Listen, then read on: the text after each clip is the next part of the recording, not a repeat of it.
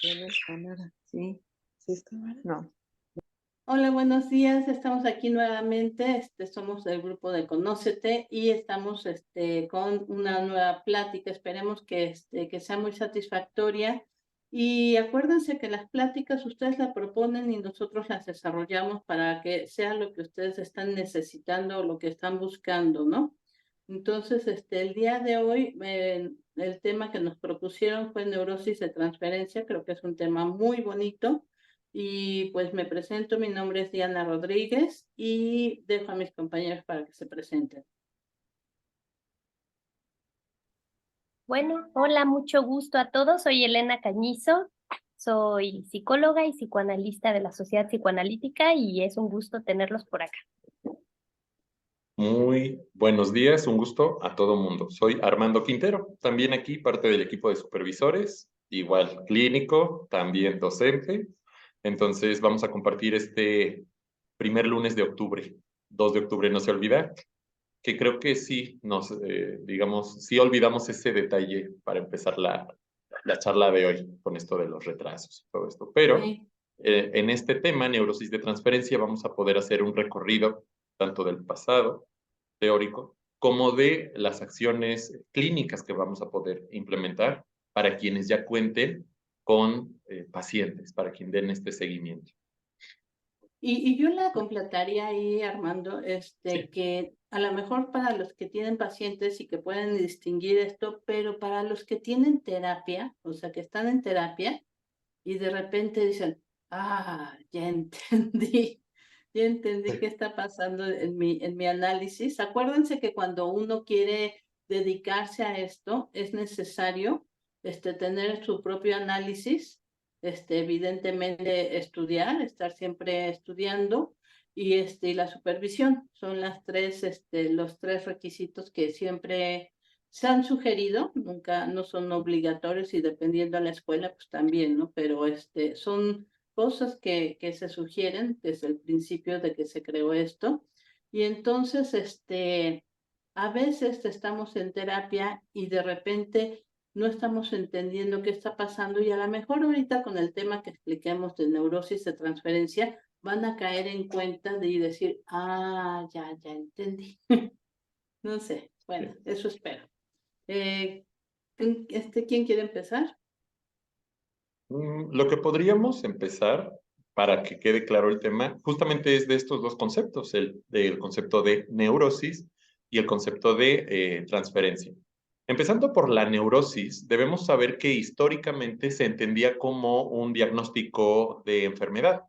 La neurosis era entendida, evidentemente la parte osis, una alteración de las neuronas o, en todo caso, de los neurotransmisores, y se entendía o se asociaba a personas que tenían una alteración emocional, una dificultad de adaptarse al entorno y reacciones afectivas exageradas. Esto, recordemos que fue históricamente como lo primero, como el primer intento principalmente de psicólogos o de la psicología, pero también del psicoanálisis, como para entender el funcionamiento anormal.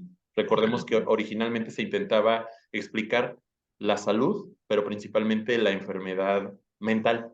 Y entonces uno de estos primeros intentos o uno de estos primeros nombres, pues es el de neurosis en comparación con las besanías, porque se les entendía como besanías en ese tiempo, que actualmente las conocemos como psicosis. Entonces era también la diferenciación entre personas normales o sanas, personas neuróticas o alteradas y personas psicóticas o locas, por decirlo de alguna forma. Ya después Freud viene como refinándolo más en su segunda tópica, donde ya empieza con el yo, el ello y el superyo.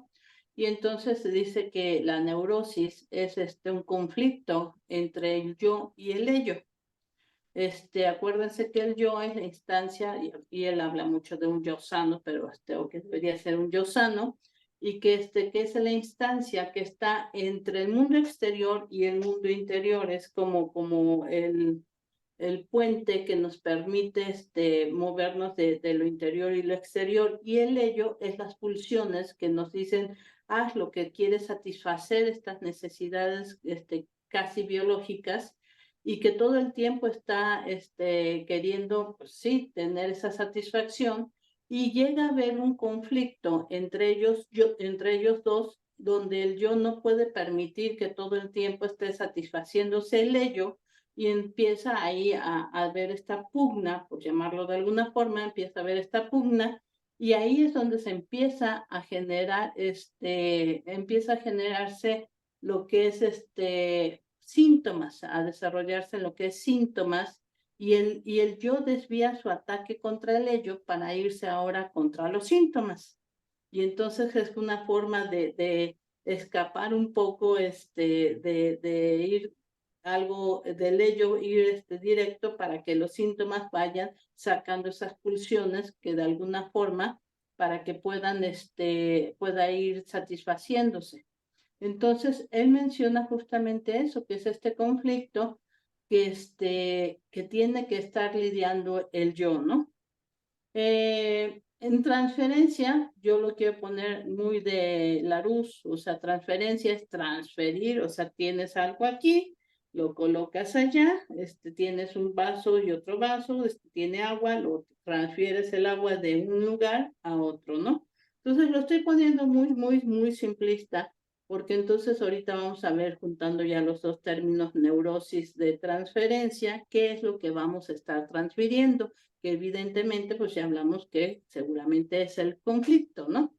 Pero bueno, lo dejo ahí. Sí. En este caso, vamos a recordar que tanto el yo, el ello o el superyo, en esta segunda tópica freudiana, cumplen con funciones.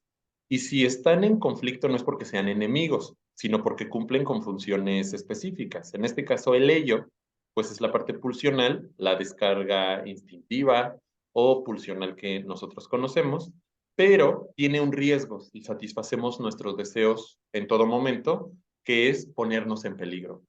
Y para prevenir este peligro, para poder seguir existiendo, se desarrolla en esta segunda tópica la instancia conocida como yo, que va a estar vigilante ante tres flancos. El flanco de el ello, con sus necesidades pulsionales, el del super yo, con las necesidades culturales, y la realidad hacia afuera porque es un lugar peligroso. Nada más nos equivocamos a un escalón al bajar las escaleras y, en serio, puede ser muy peligroso. Entonces, la función de el yo va a ser intentar satisfacer las necesidades del ello, pero vigilando también que no ponga en riesgo la supervivencia. Entonces, el ello va a veces, como si a lo mejor refrenarse un poquito. Nada más recordemos en esta parte que el yo suele ser la instancia perdedora, suele ser la instancia menos capaz de lidiar con las exigencias de la realidad, del superyo o del ello. Y por eso están en conflicto, pero en realidad forman parte de, ahora sí que de los sujetos o de la misma persona. Ahora, en este caso, el concepto de transferencia, como transferencia bancaria, como transferencia de depositar un objeto o una cosa en otro lugar, lo entendemos clásicamente como una cosa, como sentir actualmente los sentimientos o pensamientos que caracterizaron nuestra vida anímica del pasado. Aunque transferencia también puede ser actuar o revivir, es decir, en el acto, situaciones que ya hemos vivido en el pasado, pero que al no recordarlas, las repetimos nuevamente, ¿no? Ese elemento es bien importante porque no solo es sentir actualmente lo que llegamos a sentir en el pasado, también implica actuarlo. Exactamente. Y Armando ya nos ha explicado bastante lo de transferencia en otros momentos. Sí vamos a transferir todas estas emociones, todo lo que nosotros vivimos en alguna situación, generalmente con nuestras figuras primarias, que estamos hablando de nuestros padres, o sea, las figuras primarias que hayamos tenido, y que vamos a estar reviviendo una y otra vez. Y ya, lo que me acordé es que Armando nos los había explicado ya en otra plática. Nosotros no transferimos solamente, o sea, no hacemos transferencia solamente en el consultorio. O sea, transferimos o hacemos transferencia en todas partes, en todo momento, ¿no?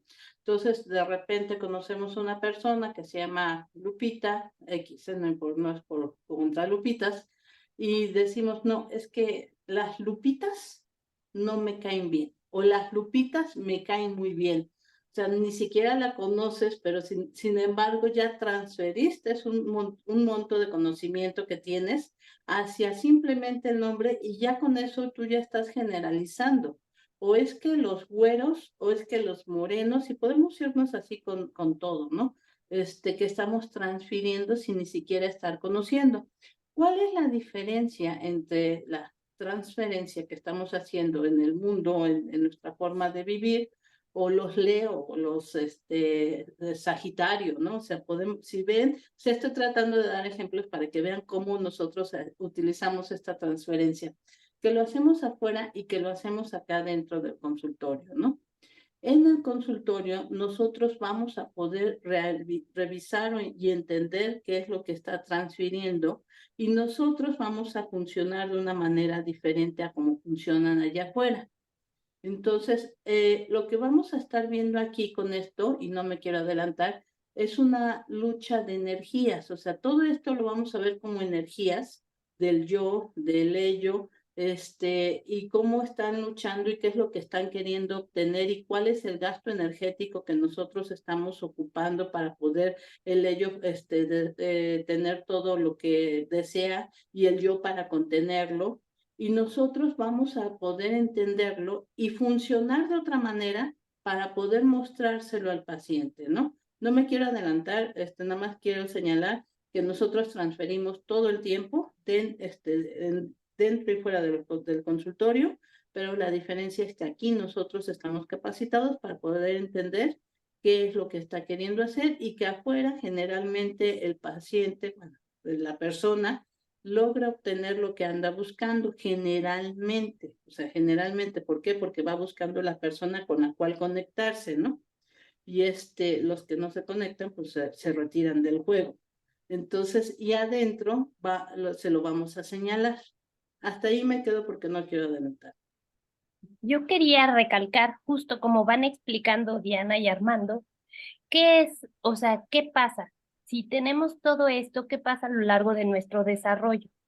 A lo largo de nuestro desarrollo está, como decía Armando, consolidándose toda la parte de estructuras, de cómo funciona el yo, cómo funciona el ello, cómo funciona el super yo, cómo se integra la realidad a nuestro mundo interno. Todo eso va haciendo un mapa, va configurándonos de cierta forma. Entonces, ningún mapa es igual que el otro, porque cada quien hemos vivido desde nuestro lugar las situaciones reales, las vamos interpretando y las vamos enfrentando a nuestra propia manera. ¿Cómo? Pues con mecanismos de defensa, por ejemplo, por parte del yo, donde el yo se protege de este juego de impulsos y defensas de una manera a lo mejor específica. Yo prefiero manejar la ansiedad de la forma donde me pongo a limpiar todo, ¿no? O sea, hago un tipo de defensas orientadas hacia allá. U otra persona a lo mejor se desconecta y ni se entera y se distrae y dice, ay, ¿qué pasó? Ni me enteré, ¿no? Entonces todos nos vamos configurando de cierta manera de acuerdo a nuestras vivencias y vamos integrando en nuestro mundo interno las experiencias que tenemos de una forma específica. Este mapa o esto que hacemos inconscientemente y automáticamente todo el tiempo se va a ver en el consultorio. ¿Por qué? Porque nos relacionamos de cierta manera constantemente, somos de un tipo de reacción todo el tiempo, ¿no? O sea, y por eso podemos decir, Elena reacciona de esta forma, Armando de esta, o sea, más o menos sabemos cómo somos y cómo. Entonces, aquí un invitado perruno ladrando. Entonces, este mapa es el que se va a ver en el consultorio y es trabajo del analista saberlo leer para saber por qué caminos o qué defensas suele usar la persona constantemente. Entonces, como decían, toda relación que tenemos en la realidad está matizada de factores reales y nuestro mundo interno. Así nos relacionamos en donde vayamos.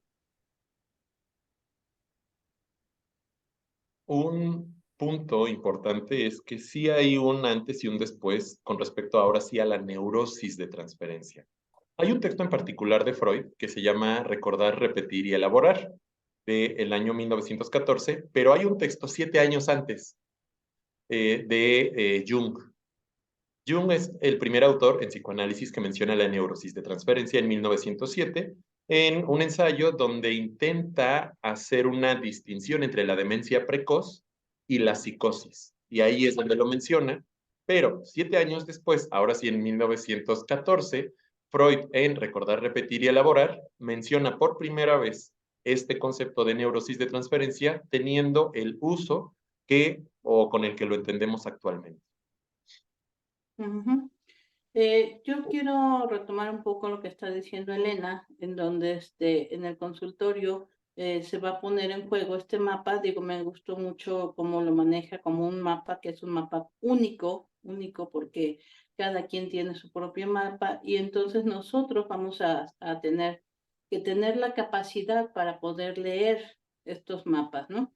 Y una de las reglas que se menciona para que nosotros podamos leer esto y que esta transferencia, nosotros tenemos que ser como un papel en blanco, como un espejo podríamos ser, en donde nos va a depositar esta transferencia, vamos a ser utilizados pues, de una manera funcional para que ellos depositen esta transferencia sobre nosotros. Y eso va a hacer que nosotros empecemos a poder leer este mapa. Para eso nosotros nos dicen de la regla de la abstinencia. La regla de la abstinencia quiere decir que nosotros vamos a tener que poner la menos cantidad de conocimientos ¿cómo llamarlo? De que nos conozcan ellos para que ellos puedan colocarnos a nosotros todo esto. Es un poco complicado porque pues en realidad todo el mundo sabe algo de nosotros. Por ejemplo, si alguien decide tomar este análisis con Armando, con Elena, pues simplemente saben lo que ya se mencionó, que dan conferencias, que dan supervisiones, o sea, ya tenemos un cierto conocimiento, pero cuando nosotros estamos dentro del consultorio, nosotros tratamos de poner lo menos nuestro para que ellos puedan poner más sobre nosotros y de esta forma nosotros podamos leerlo de mejor manera. Para eso, vuelvo a decir, se necesita que nosotros estemos analizados para poder entender dentro de todo este bagaje que nos van a depositar, qué es mío y qué es del paciente. Y entonces, qué tanto yo puedo entenderlo de manera más limpia. Y yo puedo decir, si yo tengo un conflicto, yo lo sé porque yo lo conozco, es mío, ya lo he trabajado, y que llega esto y que me dicen, no sé, estoy imaginando un ejemplo, lo que pasa es que tú eres muy exigente, ¿no? Si yo no sé que realmente yo no funciono así, puedo yo creerlo que sí lo estoy siendo y entonces voy a actuar. Por eso es que siempre es muy recomendable, sino que sumamente importante, que nosotros nos conozcamos a nosotros mismos y esto se da por medio del análisis. Y la otra es que debemos tener una supervisión constante porque a lo mejor nosotros no nos damos cuenta de eso, pero necesitamos entonces de un tercero que nos ayude a ver esto que no estamos viendo y podamos trabajar con el material del paciente, ¿no? En este caso, vale la pena justo tener nuestro propio trabajo personal, porque es verdad que tenemos características reales, o sea, realmente puede ser alguien exigente, realmente puede ser alguien de determinadas características, pero ¿qué pasa? Necesitamos sostener o necesitamos tener una tolerancia a la angustia, porque justamente en el consultorio, bueno, regresemos a esta parte de la transferencia, en 1909, Ferenczi era quien le decía a Freud, oye Freud, ¿qué crees? Resulta que la transferencia aparece en todas las relaciones humanas. Y entonces, sí es cierto, o sea, vamos caminando en la calle, vamos al cine, estamos en una supervisión, y claro que se da el fenómeno de transferencia, pero es en la clínica donde este fenómeno se analiza y se le puede dar un significado, una integración en la vida, como diríamos, en la vida anímica actual. ¿Qué pasa? Los analistas, claro que tenemos transferencia, pero fuera del consultorio. En el consultorio, lo que tenemos es la función de analizar, es decir, de acompañar a la persona analizante a entenderse. Entonces, necesitamos hacer esta distinción, porque muchas veces, justamente si Diana está dando una plática, pues es Diana conferencista. No está en la posición de ser una analista que si yo le pregunto, oye Diana, no sé, alguna característica, ¿te gustan las películas de terror? Y a lo mejor en una conferencia ella puede decir sí o puede decir no, porque no está en el contexto del análisis. Pero si yo soy paciente y le digo, oye Diana, ¿te gustan las películas de terror o qué tipo de películas te gustan? Y entonces es donde se aplica esta regla de abstinencia y simplemente me va a decir, ¿tú qué te imaginas? O sea, no me va a decir, no, aquí yo soy la analista y no voy a hablar de mí, porque esa sería una respuesta personal, o sea, sería una respuesta evasiva de, es que yo no quiero hablar de mí, y se actuaría transferencialmente o contratransferencialmente la pregunta que transferencialmente hablando yo le estoy dando a Diana, porque yo intento ver si ella es una buena madre, por ejemplo, o si es una buena hermana con gustos parecidos a los míos.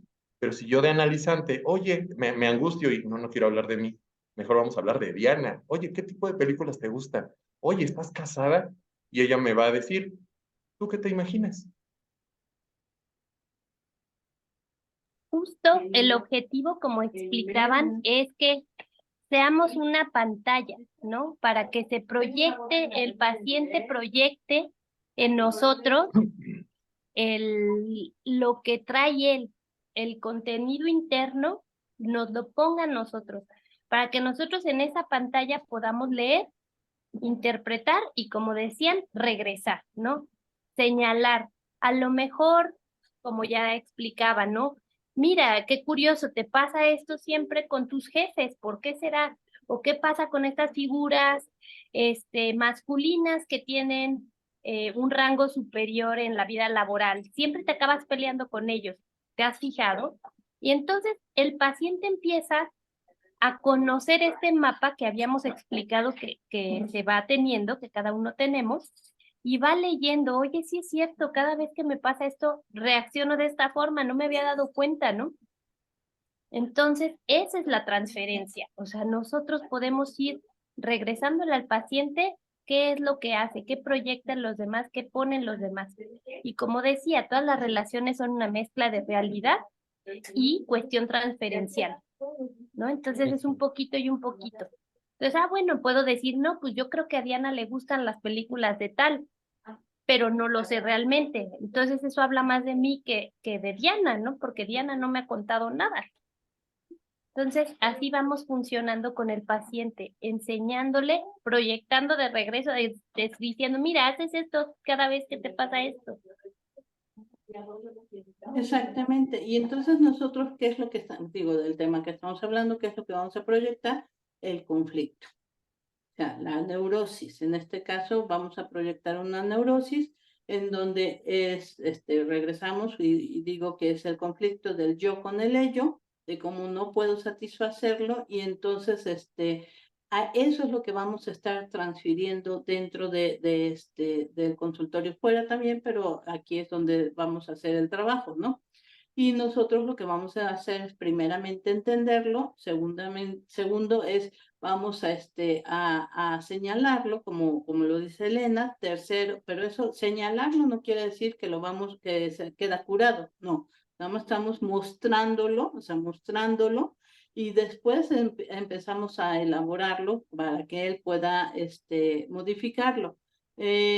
¿Cómo lo hacemos? ¿Cómo se hace esto? O sea, en primer lugar, vamos a poner un ejemplo, es una pareja, esta pareja tiene el conflicto y ustedes podrán verlo también con muchos de sus pacientes. Es que ¿por qué siempre me tocan novios iguales, no? No es que te toquen novios iguales, a lo mejor, como dice Armando, estamos reelaborando, estamos repitiendo como para reelaborar y escogemos novios similares que nada se cambian de nombre y de chaqueta, ¿no? Entonces, y funcionan generalmente igual como una forma de tratar de resolver ese conflicto que ahí tiene. Y vamos a poner algo muy general, el novio termina abandonándolo, ¿no? O abandonándola. Entonces, pues ahí tiene ese problema y todo el tiempo está sintiendo que en cualquier momento la van a abandonar. Entonces llega a terapia y una de las cosas que siempre menciono, hay que ver el motivo de consulta.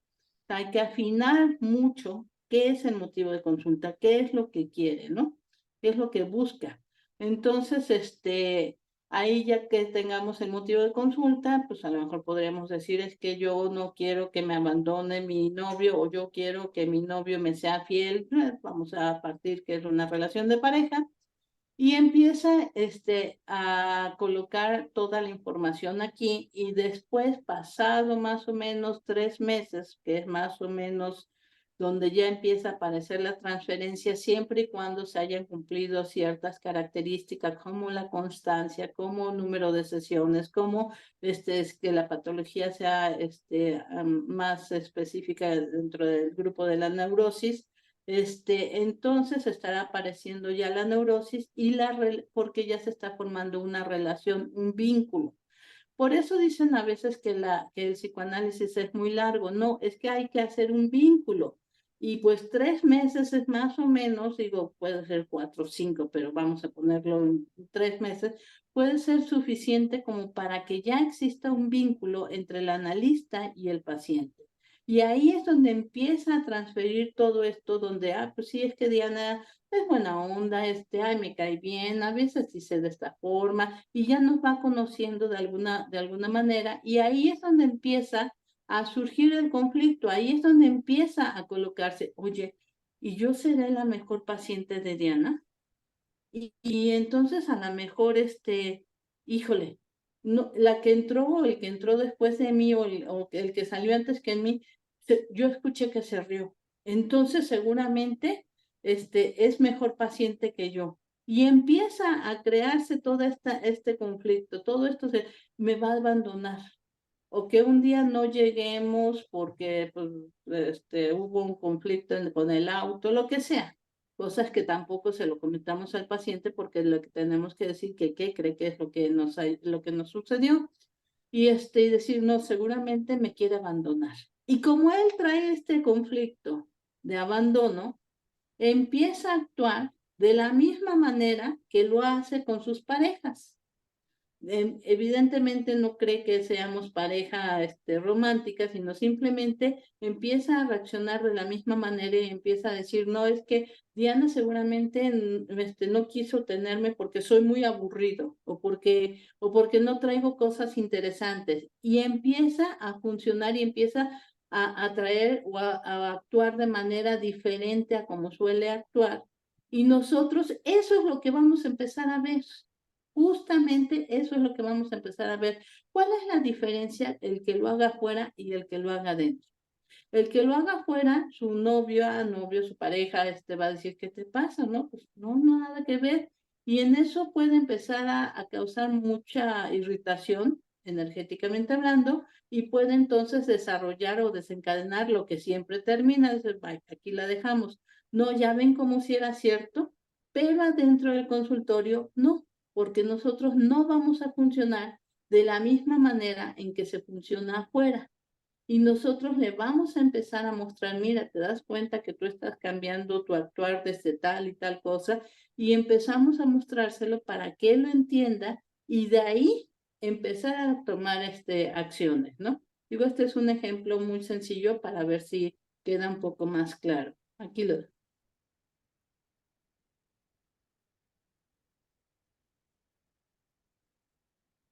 Ay, No nos sé qué. quedamos esperando a que la otra persona hable. Justamente este texto, 1914, recordar, repetir y elaborar.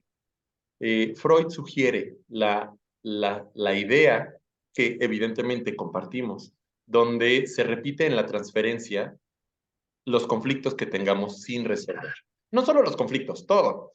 Recordemos que la transferencia es revivir, repetir, depositar, traer al presente experiencias, expectativas, sentimientos que ya hayamos vivido en el pasado.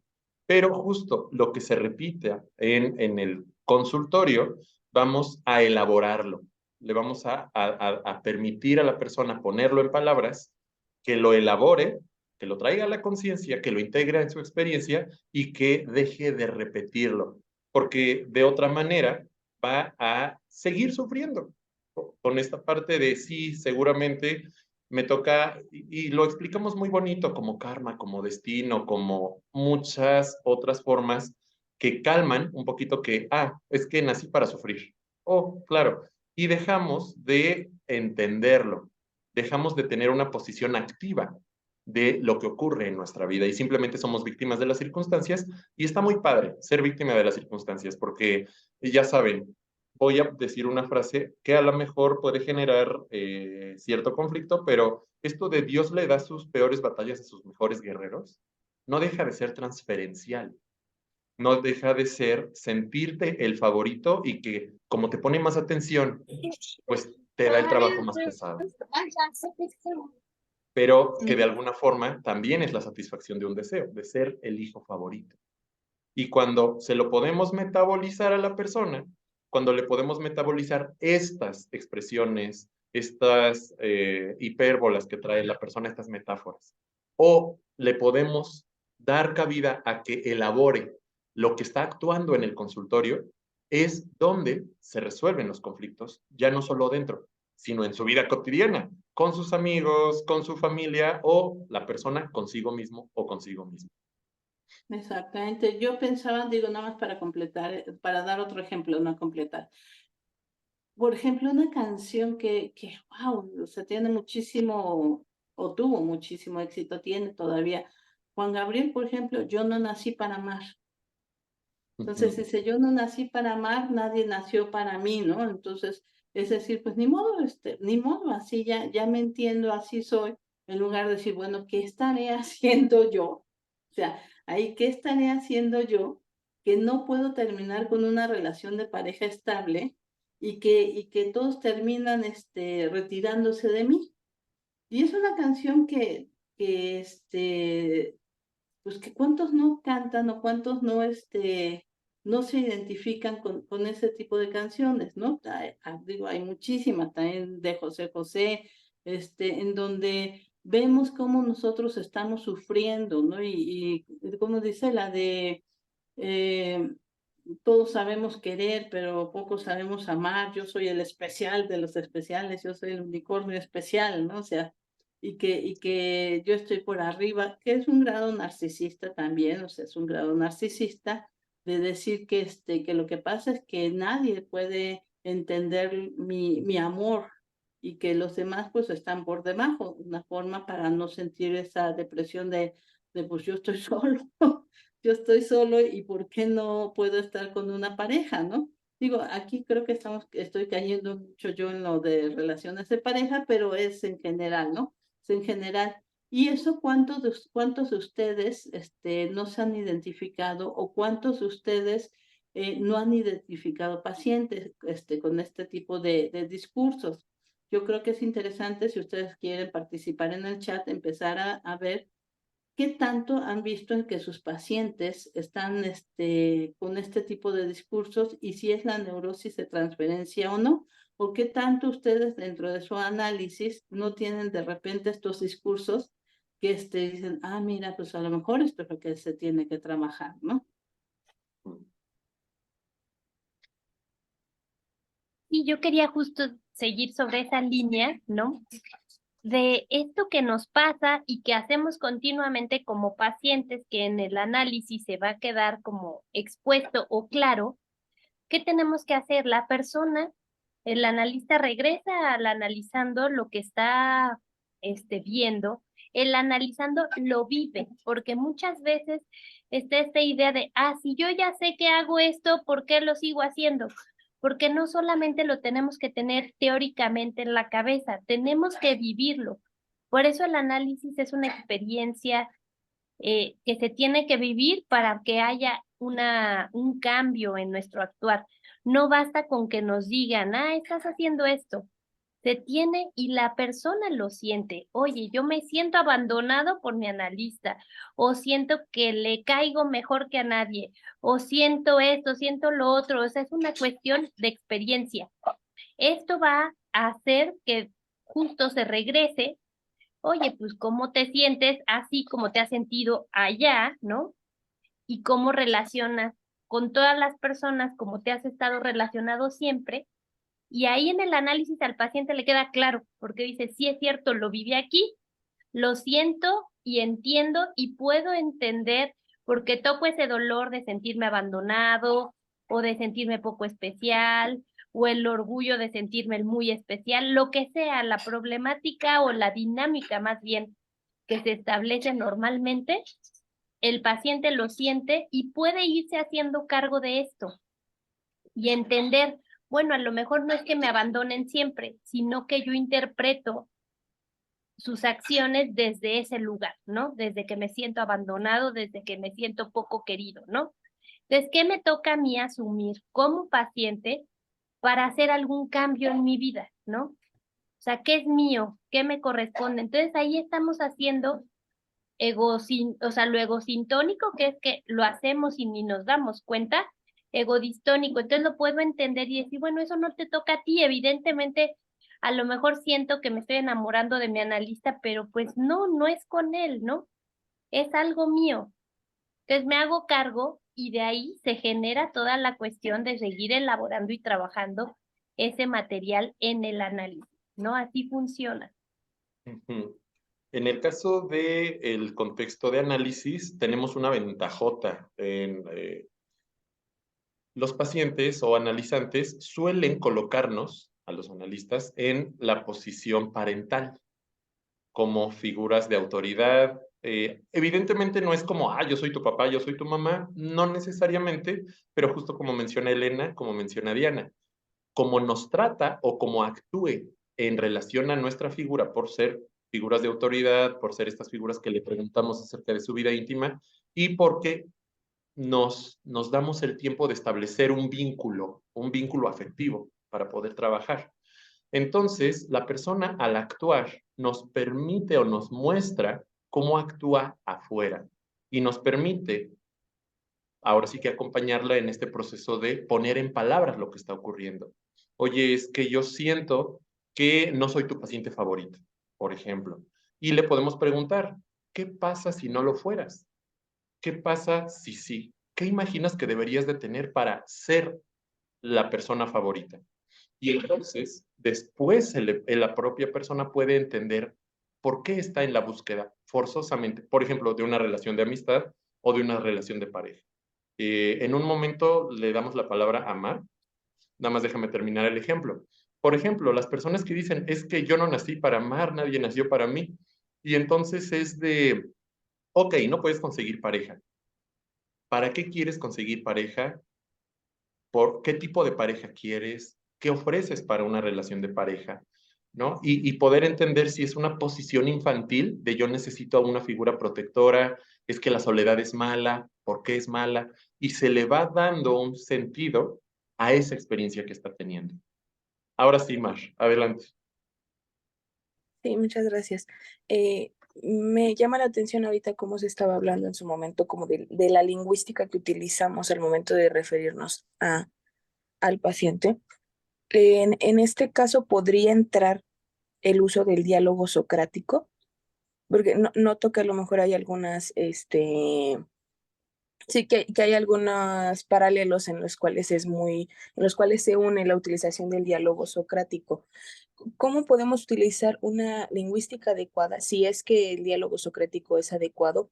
¿Cómo podemos hacer una buena práctica para protegernos? Porque en este caso se hablaba de que deben de conocernos lo menos posible para que se haga una correcta transferencia. ¿Cómo se hace una buena utilización? ¿Cómo podemos, por ejemplo, irlo practicando para que todo salga de la mejor manera? Muy bien. Aquí la pregunta va desde la parte superyoica. ¿Cómo evitar equivocarnos? Aquí tal vez algo que pueda calmarte es que no vamos a protegernos, porque la transferencia simplemente ocurre y cuando ocurre nos va a tratar o nos va a depositar el analizante o la analizante lo mismo que le deposita a otras figuras de autoridad o a otras figuras importantes. Más que centrarnos en el diálogo, nos vamos a centrar en el vínculo.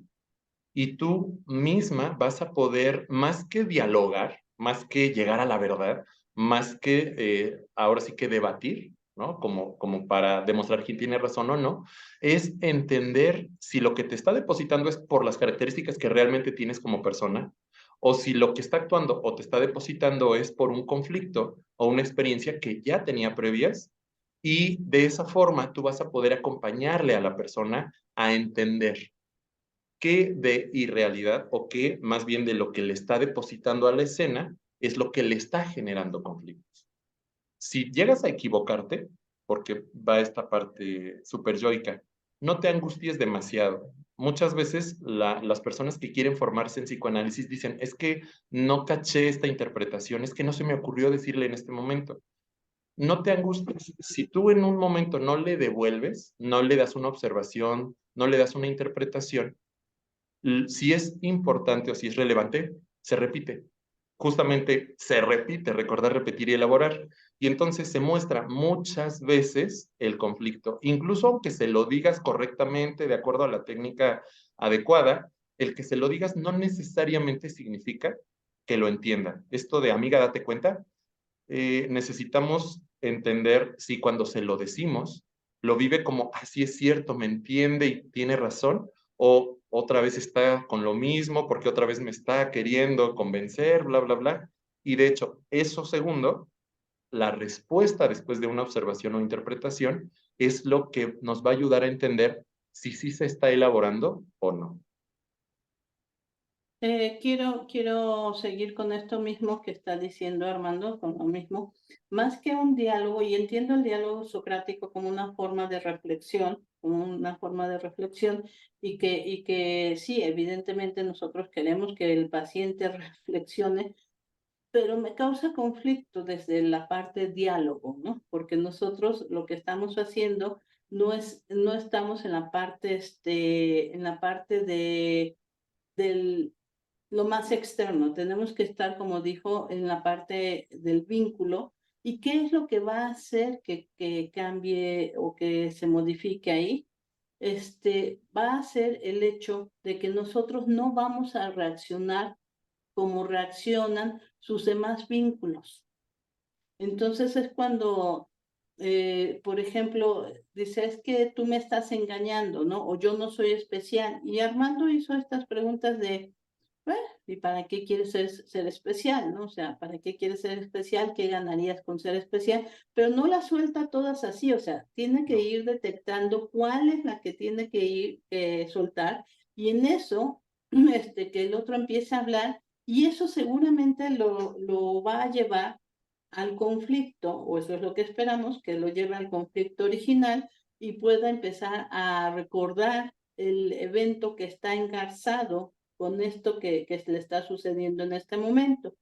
Aparte de eso, nosotros ya en ese momento ya no estamos actuando como lo estaría actuando, voy a decirlo, como su pareja, en donde decimos, no, sí, tú eres el más especial del mundo, no, mira, ¿qué quieres? Mira, te traigo flores. O sea, demostrándole que sí es especial para nosotros. Nosotros no hacemos eso. En ese momento nosotros ya estamos rompiendo con la estructura y con el molde que él tiene acostumbrado o que esta persona tiene acostumbrada a que se realice.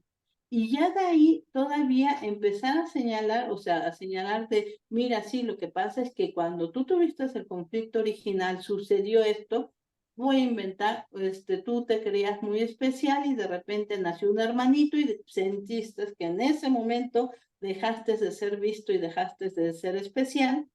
Y empezamos a decir, bueno, pero sucedió así, así, y ahora fuiste el hermano especial. O sea, y empezamos a mover otras cosas para que él empiece a vivirlo de otra manera. O sea, el conflicto lo tiene que ir solucionando y lo va a ir viviendo de otra manera. Aparte, nosotros no vamos a actuar, y eso va a hacer que empiece a encontrar soluciones, porque nosotros lo estamos diciendo de manera muy coloquial, o sea, ¿y qué vas a hacer? No es que le digamos qué vas a hacer, no con estas palabras, sino que nosotros lo vamos a llevar a este evento y él entonces va a hacer las cosas de forma diferente. Y eso ya va a hacer que funcione de otra manera. No sé si con esto aclara. Elena. Yo quería agregar algo más. Justo la regla básica del psicoanálisis, lo que le solicitamos al paciente es la asociación libre.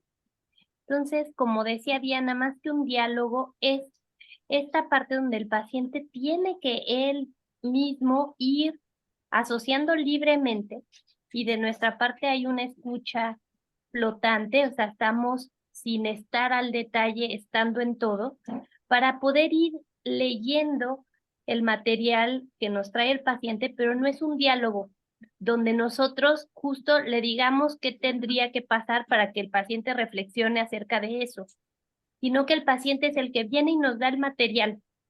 ¿Cómo? Asociando libremente, o sea, no es no solicitamos, ¿no? Que esté tan presente el proceso secundario de pensamiento, ¿no? Las palabras es el vehículo, ¿no? Pero estamos apelando a que vayamos por capas, llegando al material de acceso más complicado, de naturaleza más inconsciente, y por eso también nos apoyamos en el análisis de sueños, de chistes, de todo lo que al final de cuentas es material de más difícil acceso.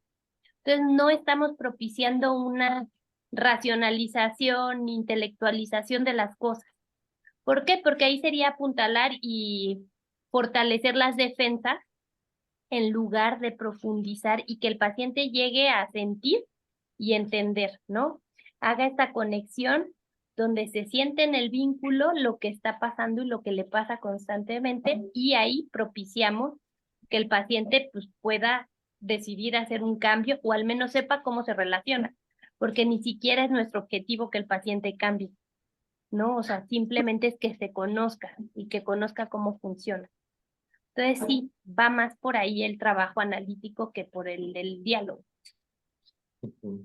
Y todavía para tener esta forma de poder enganchar el aquí y el ahora con el antes, nosotros necesitamos haber hecho un trabajo de entrevista previo, con muy exhaustivo, en donde tenemos que ir conociendo todo su pasado, y que no es suficiente con las entrevistas que hagamos, o sea, se va complementando todavía con el tratamiento, porque vamos todavía recopilando información, pero es muy importante partir de una entrevista para que nosotros podamos entender cuando nos surge este conflicto, con qué lo podríamos conectar.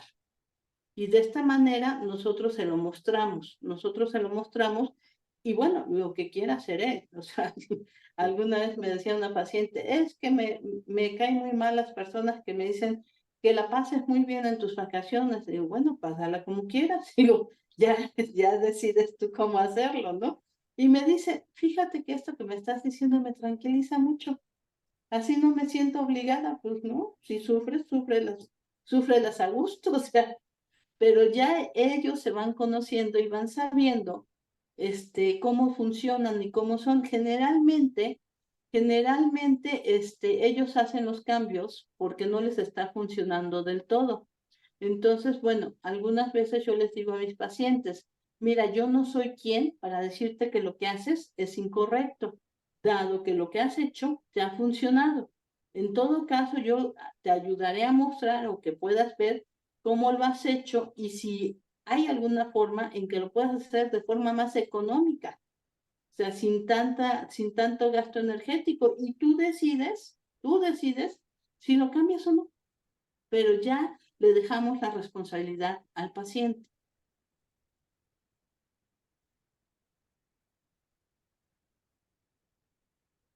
No sé si Esperamos eso que con estas palabras se entienda o hayamos dado respuesta a tu pregunta. Y recuerden que si alguien tiene cualquier pregunta, puede hacerla en el momento que lo necesite.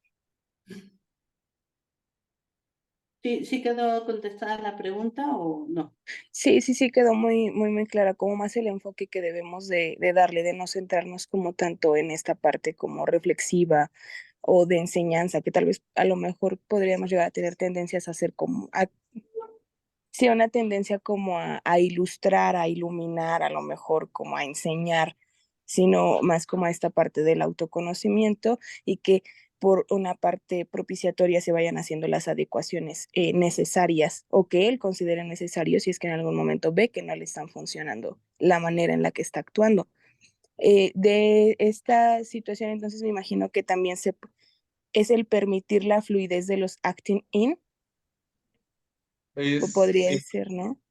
en este caso, justamente la regla fundamental es que la persona pueda hablar de todo, sin censura. Incluye actuar. Evidentemente no se trata que saque un arma y dispare, ¿no? O sea, pongo el ejemplo extremo, pero la persona al principio cuesta mucho trabajo, pero llega un punto en que puede simplemente expresarse abiertamente, sin esa censura de qué va a pasar, qué vas a sentir, qué vas a opinar de mí. Y en ese sentido, la propia persona puede integrar en su vida consciente, por decirlo así, puede reconocerse y puede entender el lugar en el que está y el lugar en el que están los demás. Aquí hay dos aportes lacanianos importantes. El primero es que los analistas no buscamos el bienestar, ni el bien, ni la cura de los pacientes. Y no lo buscamos no por desinterés, o sea, nuestro papel es analizar, escuchar a la persona, ver a la persona y mostrarle o acompañarle a que la persona se reconozca. Hasta ahí, sin pretender que se cure o sin pretender que enferme, sin pretender que conozca o que desconozca. O sea, nosotros simplemente funcionamos. ¿Y cómo lo hacemos? Ahí la respuesta o parte de la respuesta está en el reverso del psicoanálisis con este discurso del analista, con dudas. Nosotros no le vamos a dar certezas a la persona, le vamos a dar dudas, vamos a cuestionar muchas cosas, vamos a cuestionar sus certezas y vamos a permitirle a la persona que reflexione sobre su existencia, sobre su familia, sobre sus emociones, sobre sus propios pensamientos. Esa es la función que tenemos en el espacio analítico. El material, o sea, ¿qué es lo que vamos a analizar? El material que nos dé. ¿Cuál es el material que nos dé? El hablado y el no hablado. Y lo que puede ser actuado. O sea, cuando tú estás hablando de actinin, pues es un material que nos está dando también el paciente, pero lo está actuando. Cuando uno no puede ponerlo en palabras, lo actúa. Lo que no se habla, se actúa. Nosotros estaremos trabajando con el paciente para fortalecer esta parte del yo, en donde el paciente va a poder cada vez expresar más y entonces va a actuar menos. O sea, lo que no se habla se actúa y esto lo vemos, por ejemplo, en niños chiquitos que el habla todavía no está consolidada. Ellos lo actúan todo el tiempo, ellos actúan hasta que el habla empieza a consolidarse cada vez más y entonces ya no es necesario que lo estén actuando, sino que lo estén hablando. Esperaríamos que eso se quedara como a los 2, 3 años, 4, ya 6, ya está consolidado, pero también lo vemos en muchos pacientes y sobre todo yo lo he visto, bueno, todos lo hemos visto en la parte de la psicosis donde una de las funciones yoicas que se lastiman es el habla y entonces escuchamos discursos que van muy actuados o cuando digo escuchamos no es que lo escuchemos necesariamente con los oídos, sino que vemos discursos muy actuados, o sea, que hay mucho acting y que hasta el mismo lenguaje se va descomponiendo. Y en alguna ocasión escuchaba un discurso donde decía el paciente, y entonces voy y puff, y luego crash, y luego pum. O sea, no es un acting como tal, pero sí ya vemos una descomposición en el lenguaje donde nosotros lo que hay que tratar de hacer en este caso, digo, no estamos hablando de psicosis, pero este ejemplo nada más es para ejemplificar un poco más, es esta parte de pedirle al paciente que nos explique qué es Crash-Pun y tal, ¿no? Para fortalecer eso. En un paciente neurótico, también si nosotros vemos que hay muchos actings, nosotros le decimos, oye, veo que faltaste una sesión después de que te señalé o que hablamos acerca de un tema que te pareció que creo que es muy doloroso y entonces la siguiente no te presentaste, ahí ya vemos una actuación.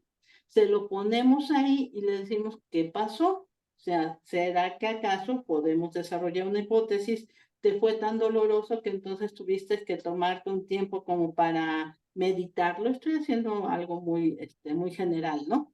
Y ahí entonces propiciamos que el paciente ya le señalamos su actuar, cómo funciona, y que el paciente entonces nos dé una devolución de qué es lo que sucedió para que obtenga un autoconocimiento y seguramente haya una modificación. No buscamos nosotros la modificación, pero seguramente habrá una modificación.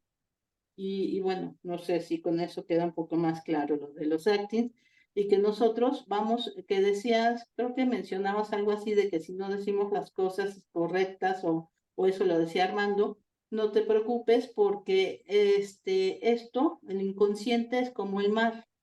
Si no montas la primera ola, atrás viene una segunda ola. Y, o sea, y se va a ir repitiendo esto de diversas formas hasta que tú atrapes la ola y trabajes el conflicto, ¿no? ¿Algo más? ¿Alguien más que quiera participar?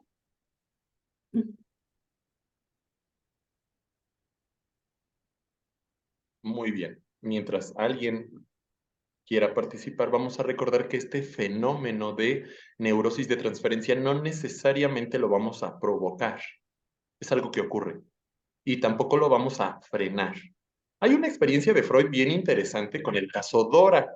Resulta que Freud se topa con la neurosis de transferencia en el año de 1905. En su momento no lo notó, porque él estaba muy con la idea de buscar la cura, muy con la idea de evitar que la persona manifieste síntomas negativos y como con este ideal positivista del psicoanálisis como ciencia que cura. Pero tiempo después se da cuenta que Freud se negó a ofrecerse como objeto de amor. Cuando esta paciente empieza a depositarle como estos sentimientos cariñosos, estos sentimientos amorosos, él tuvo o se negó a ofrecerse como este objeto amoroso y la respuesta de Dora fue la interrupción del tratamiento. Fue tiempo después cuando él nota entonces ella estaba actuando un conflicto o hubiera sido conveniente trabajar, en vez de decirle, no, yo soy tu terapeuta, no soy tu amor, y como frenarle, y obviamente ella se sintió rechazada por algo que ya estaba ocurriendo. Y entonces lo que hace es actuar transferencialmente ese sentimiento. Entonces, ¿qué hacemos? No le decimos a la persona, ¿qué crees? Yo soy tu analista, no te enamores de mí. Lo que hacemos, como ya han dicho Diana o Elena, es, oye, que, digamos, se le cuestiona o se le pregunta. Primero, hablar de mí parece que impediría hablar de ti, ¿no? O por otro lado, oye, ¿te das cuenta cómo en vez de trabajar tus conflictos es mejor desviar la atención? Por ejemplo, obviamente no descartamos o no desacreditamos porque lo que siente la persona es real. Lo que necesitamos mostrarle es para qué les sirve desarrollar estos sentimientos. ¿No? ¿Para qué les sirve a manera de resistencia al tratamiento y a manera de que obviamente se acerca con nosotros para entenderse, para curarse, para disminuir el malestar y que cuando ocurren estos fenómenos también son un fenómeno resistencial. También sirve para evitar analizar y si el analista o la analista no tiene trabajada la parte personal, no tiene supervisión, puede que diga, sí es cierto, se está enamorando de mí, cuando evidentemente no es un enamoramiento real. Justamente es un enamoramiento patológico que sirve para evitar el análisis y si no tiene el trabajo y dice, dejo de ser tu terapeuta, vamos a una cita romántica, solo es para darse cuenta que en cuanto ya tenga la cita romántica, simplemente ya no hay ni terapia ni cita romántica, porque fue un amor de transferencia. Y eso lo podemos ver, porque lamentablemente yo sí me ha tocado escuchar pacientes que dicen, es que estuve saliendo con mi analista. O sea, evidentemente el analista no tiene trabajado bien esa parte y bueno, cae en esta parte que acuérdense que está la transferencia positiva, está la transferencia negativa. Dentro de la transferencia negativa, que consideramos que transferencia negativa es todo aquello que va destinado a bloquear el análisis. Encuentra la transferencia erotizada, que es lo que estamos hablando en este momento, donde el paciente empieza a depositar en el analista a forma de defensa, sentimientos amorosos, entre comillas, así entre comillas, para poder resistirse para que nosotros no lleguemos al conflicto. Acuérdense que nosotros vamos a estar viendo síntomas, pero lo que realmente nosotros queremos llegar es al conflicto. O sea, nos va a traer una serie de síntomas, pero queremos ver cuál es el conflicto. Cuando ya nosotros ya estemos pasando esta parte de los síntomas y estemos acercándonos más al conflicto y el paciente crea que no está pudiendo, pudiera ocupar esta estrategia de la transferencia erotizada o amorosa como esta forma de detenerlo. Nosotros tendríamos que estar analizados, conociéndonos y obviamente con conocimiento de literatura para entender que eso nada más es una forma de una trampilla para que nosotros no lleguemos a esto y, como dice Armando, señalárselo y entonces disolverlo. ¿Por qué no se puede enamorar de nosotros? Pues simple y sencillamente porque no nos conoce a nosotros.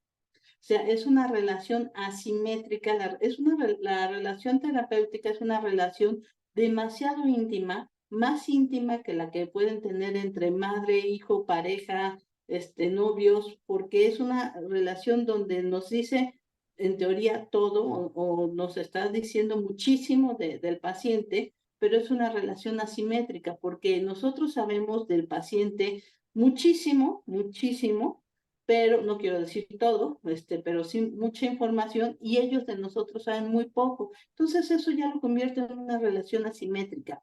Y si tú no conoces a la persona, no te puedes enamorar de la persona. O sea, es como decir, me enamoro de un artista, ahorita ya no sé ni cuáles son, pero pues no sé más que lo que sale en las revistas, ¿no? No la conozco, no conozco a esa persona, entonces no puedo enamorarme. Con esta premisa lo que quiero señalar es que podamos entender esta transferencia erotizada nada más como una forma de resistencia para no llegar al conflicto real, ¿no? Y se pueda entonces señalar y posteriormente disolver. Sí, y que es una de las formas que la persona tiene para manejar los conflictos. Exactamente. O sea, y que eso nos sirve a nosotros de ver por qué de repente esta persona siempre termina, estoy poniendo un ejemplo que se me ocurre, que está en el trabajo y cada vez que haya un trabajo, un conflicto en su trabajo, termina enamorándose del jefe y saliendo con el jefe.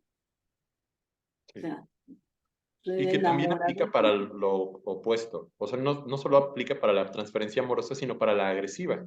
¿Cómo es que siempre terminamos del chongo con familiares o amigos o parejas? ¿O cómo siempre terminamos enamorándonos de la persona que no nos va a hacer caso? ¿O cómo, no? Y ya una serie de posibilidades con respecto a todos los tipos de vínculos humanos. Y que el analizante o la analizante va a estar en el espacio propicio para poder comprender esa parte. Recordando que el que repite, bueno, la repetición en la transferencia es por la dificultad de elaborarlo o por la dificultad de poderlo simbolizar. Por eso decimos que la cura a través de la palabra, porque cuando la persona lo puede verbalizar, pudiendo integrar tanto la parte como intelectual como afectiva, difícilmente lo va a repetir. Bueno, yo quería agregar justo que solamente es como redondear lo que dijeron, porque ya dijeron todo, que la transferencia se tiene que estar al tanto de ella también para ver cuándo se convierte en una resistencia, ¿no? Cuando es usada como una resistencia, que era lo que explicaban, es cuando más se tiene que empezar a interpretarla. ¿Por qué? Porque va en contra de la función analítica. O sea, si no tenemos al paciente ahí, ya se acaba el análisis, ¿no? Prácticamente. O sea, si se empieza a actuar y no se va interpretando y no se le va dando al paciente lo que necesita saber, se empieza a poner en peligro la continuación del análisis. Entonces, ¿cuándo se interpreta la transferencia? Siempre que se convierte en una resistencia, ¿no? Y hay, como decían, transferencia que apoya el tratamiento, como lo es pues la parte de alianza de trabajo, ¿no? Transferencia positiva. O sea, el paciente en análisis tiene mucha frustración constante, o sea, el proceso analítico es frustrante. Se necesita un monto de transferencia positiva más alianza terapéutica para que el paciente confíe en el proceso y siga asistiendo a pesar de que salga frustrado, enojado, le cueste dinero, le cuesta tiempo, diga, bueno, voy llegando a algo, ¿no? Entonces, por eso la transferencia positiva también se deja fluir, aunque se le tiene uno en la mira para ver que no se convierta en una idealización, porque apoya el tratamiento, apoya que el paciente tolere la frustración de estar en tratamiento. Creo que tenemos aquí una Sí, lo leo. palabra o comentario. Explica, dice iPad de Frida Donaghy. Solo quiero comentar que la transferencia negativa es la que cuesta más dificultad señalar y trabajar, por lo menos al inicio, cuando uno tiene pocos años de experiencia como analista. También a veces asusta la transferencia erótica. Y en este sentido, sí, Diana, adelante. No. En este sentido, todas las transferencias después de un tiempo son igual de necesarias para señalar o para interpretar. Es verdad que al inicio cuesta trabajo la negativa. Freud explica que la negativa es esta parte de que nos depositen agresión o la parte negativa, pero nos damos cuenta que en realidad la transferencia positiva, o puedo decirlo desde un humilde caso personal, es más difícil porque la persona va a vivir como ciertos estos sentimientos amorosos. Y si tú muestras cierto rechazo, la persona se va a vivir rechazada y es, de hecho, con la transferencia erótica, cuando si no se maneja adecuadamente, el proceso terapéutico puede terminar tempranamente, porque es cuando los pacientes o las pacientes se dan de alta, ¿no? Así como de, hoy ya no puedo, hoy, ¿qué crees? Tuve problemas económicos. Y si no podemos señalarle de, es que te cuesta trabajo hablar de esto conmigo, que no correspondí lo que me dijiste, ¿no? Es que no correspondí los gestos de amor, de interés, de cariño, la persona se vive condenada a repetirlo nuevamente, pero esta vez con nosotros. Sí, exactamente. Y, ok, lo que estaba comentando, no sé, no vi el nombre, lo que está comentando, evidentemente para eso se utiliza lo que es la supervisión. Cuando yo ya caí en cuenta, porque sí tengo el análisis, y yo caí en cuenta que no es que esté enamorado de mí porque tengo un sex appeal increíble, no, o sea, sino que es una forma donde se está defendiendo a la paciente y ahora cómo lo hago. Entonces ahí es cuando nosotros tenemos que reconocer ser humildes y reconocer nuestra incapacidad en ese momento y llevarlo a una supervisión para que una persona con más experiencia, como él mismo dice, es que no vi quién era, nos ayude a ver cómo disolverlo y cómo trabajarlo y que sea funcional para el paciente, para que esto no lo vuelva a repetir como una forma de nada más escabullirse del conflicto y que entonces podamos nosotros llevarlo a que él pueda ver que sí puede solucionarlo, porque también aquí hay un punto importante. Estas estrategias que está diseñando el paciente, bueno, que diseñó el paciente y que actualmente lo está utilizando, son estrategias que diseñó en la niñez, en la infancia, y actualmente no ha caído en cuenta que sigue funcionando como si no hubiera tenido ya más herramientas. Entonces nosotros lo llevamos a que él mismo vea las herramientas con las que ahora cuenta, que entonces no es necesario seguir utilizando las estrategias de la infancia.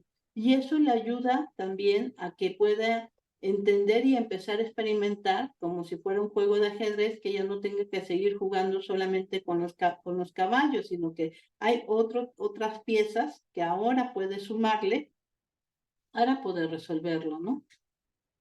Digo, es un ejemplo que se me ocurre como para poder sintetizar y que entonces se queda más tranquilo el paciente porque dice, bueno, sí, pues sí, antes a mi papá yo le decía, no, y quizá me daba una paliza o me dejaba de hablar, o no sé, cómo haya sucedido, pero pues ahora estamos en el mismo vuelo, no con mi papá, sino con las otras personas, tengo el mismo nivel jerárquico quizá como persona a persona y ya no me tengo que someter. Entonces empezamos a mostrarle las nuevas herramientas con las que cuenta ahora, ¿no? ¿Alguna otra duda? No sé si te contestamos.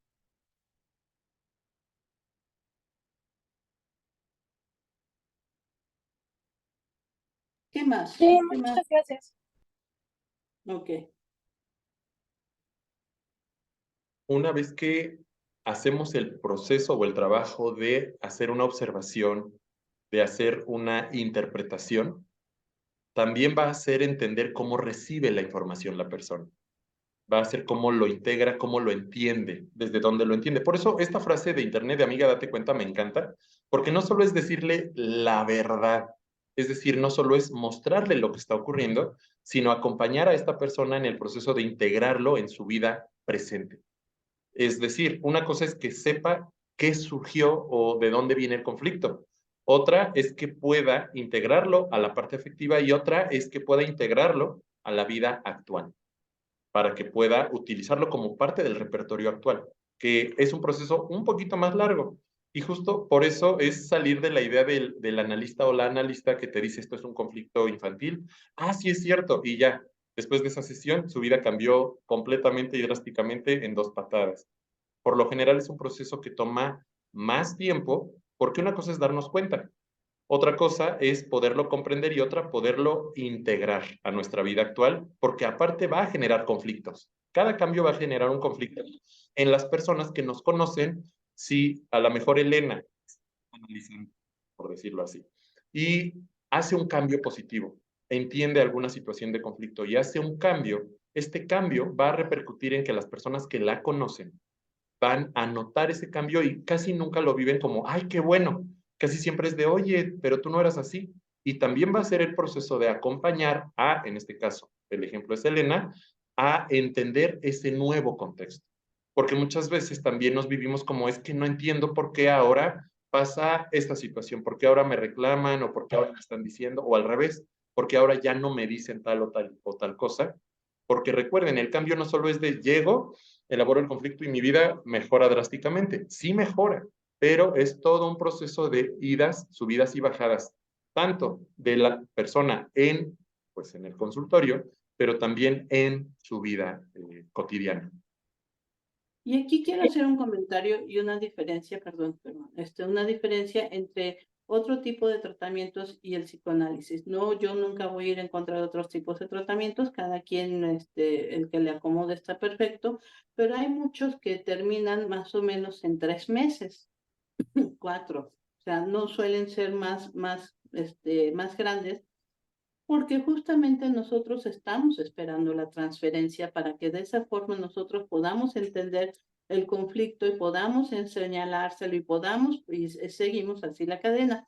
En otros solamente les dan herramientas y a lo mejor les explican qué está pasando y llévatelo, o sea, llévatelo, pero no es ponerlo en práctica. Aquí el consultorio es como un laboratorio donde haces la práctica, donde lo pones, donde no solamente lo entiendes, nosotros no le vamos a dar, a diferencia de otro tipo de tratamiento, no les vamos a dar las herramientas, o sea, aquí son diseñadas por el paciente a medida, o sea, tal cual, como traje sastre, y que lo va desarrollando, pero muchos, inclusive he escuchado muchas personas que se quieren dedicar a esta parte psicoanalítica que dicen, es que a mí los pacientes se me van después de 3, 4 meses. Sí, justamente porque es cuando está apareciendo la transferencia y no le están sabiendo trabajar, donde ahora sí vamos a poder Se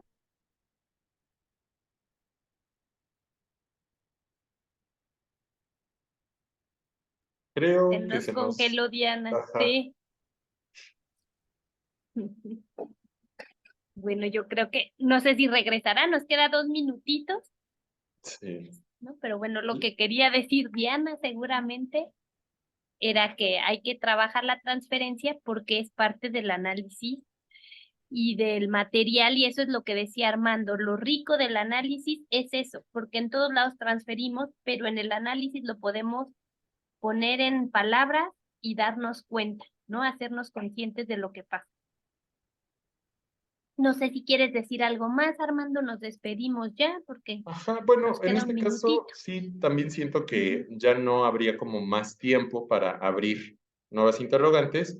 En el caso de que alguien quiera seguir tocando este u otros temas, una vez al mes estamos aquí en sesiones virtuales para abordar los temas, como mencionó Diana, que ustedes mismos van eligiendo.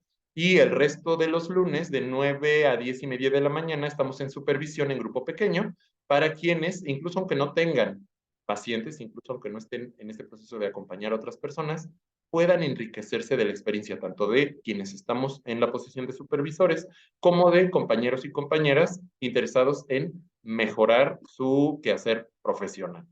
En este caso es también, a ver, nuevamente, siempre es un gusto poder compartir, poder integrar las experiencias de Diana, de Elena, en este caso mías, y poder contribuir a que otros profesionistas o personas que van a terapia, porque es verdad, de repente a mí se me olvida que pues casi siempre lo pienso, las charlas, como solo para personas que atienden pacientes.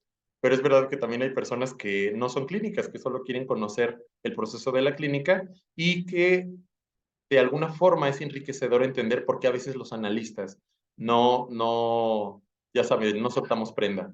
Somos a veces como un tanto distantes, pero nunca fríos. Bueno, entonces les reitero la invitación todos los lunes, quien se quiera unir al grupo de supervisión, con mucho gusto ahí estamos. E igual, cada mes tenemos nuestra plática y aquí los esperamos. Y pues muchas gracias por acompañarnos como siempre. Muchas gracias, bye. Excelente semana.